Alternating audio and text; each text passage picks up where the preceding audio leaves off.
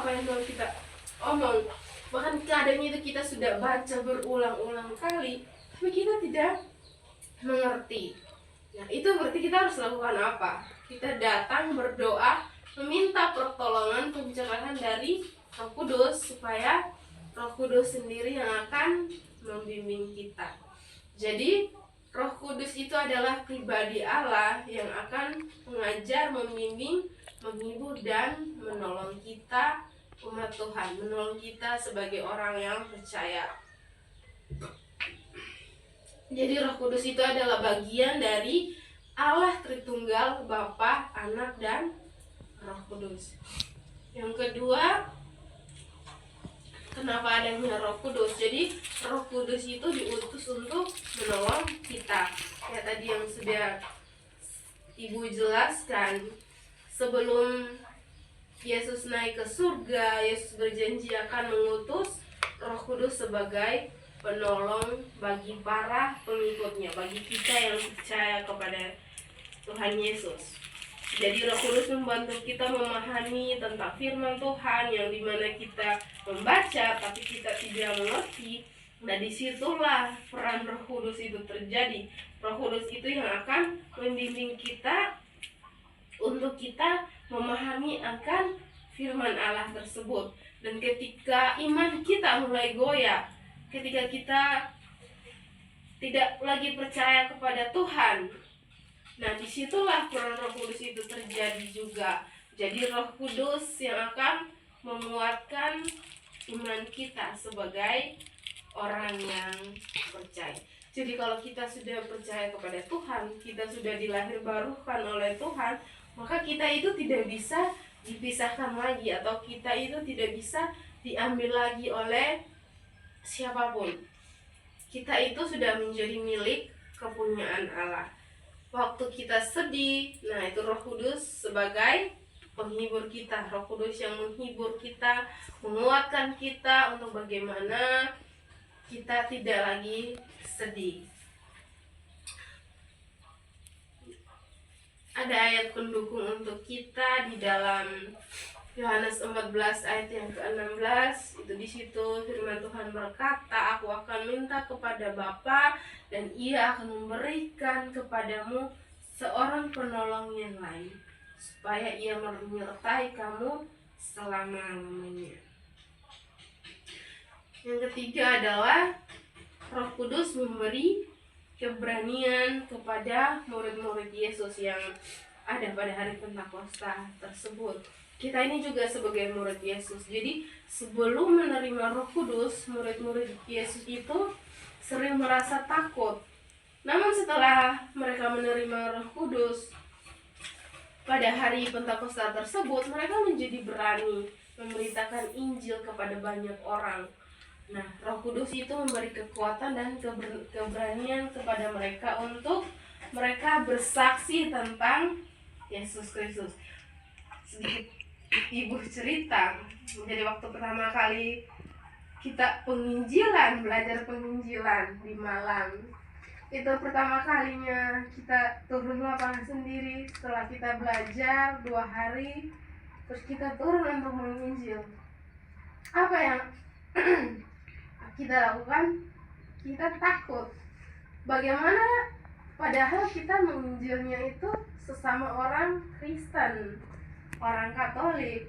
Tapi ketika kita bertanya apakah mereka percaya akan masuk surga, apakah mereka percaya akan Tuhan Yesus, mereka bilang mereka percaya.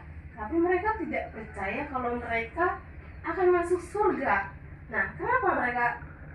Ada yang tahu kenapa mereka tidak percaya, kenapa mereka akan masuk surga?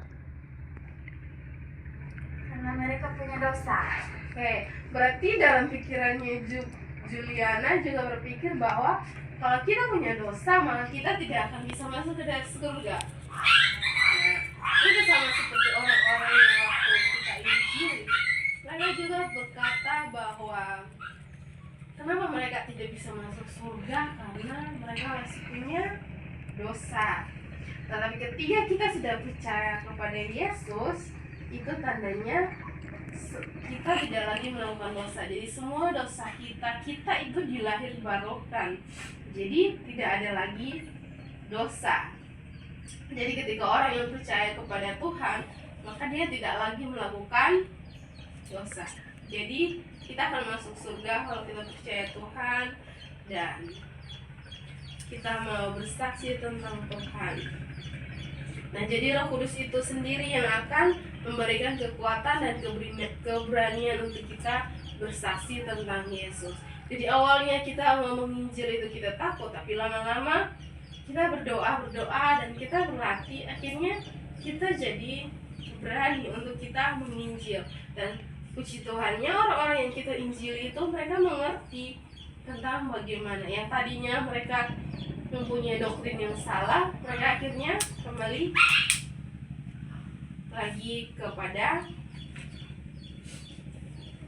kembali lagi bahwa ketika kita percaya, kita akan masuk ke surga. Nah, ayat yang untuk mendukung dalam pembelajaran kita hari ini yaitu di dalam Kisah Para Rasul 1 ayat yang ke-8, tetapi kamu akan menerima kuasa kalau Roh Kudus turun ke atas kamu, dan kamu akan menjadi saksiku. Jadi walaupun kita buat salah, kita buat apa, tapi Roh Kudus itu yang akan ada di dalam hati kita, yang akan tinggal di dalam pribadi kita, sehingga ketika kita buat salah, kita sedih, kita kecewa, kita tidak mengerti, nah Roh Kudus itu yang akan menolong dan membimbing kita. Jadi pesan pembelajaran kita hari ini adalah karena Roh Kudus tinggal di dalam diri kita orang percaya, kita tidak perlu takut menghadapi kesulitan. Roh Kudus akan menolong kita, akan membimbing dan menguatkan kita untuk kita hidup sesuai dengan kehendak Tuhan setiap harinya.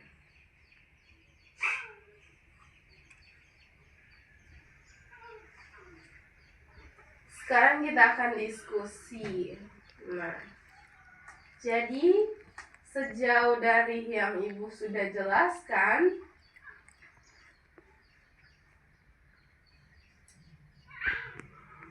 apakah ada yang mau bertanya? Tidak. Kalau tidak ada yang mau bertanya, maka Ibu akan bertanya. Jadi apa saja yang terjadi pada hari Pentakosta tersebut?